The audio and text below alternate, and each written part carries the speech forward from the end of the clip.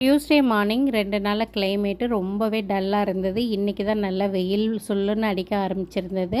குழந்தைங்க ஸ்கூலுக்கு போனதுக்கப்புறம் நான் செய்ய வேண்டிய முதல் வேலை என்னன்னு பார்த்தீங்கன்னா, பாத்திரம் கழுவுறது தான்.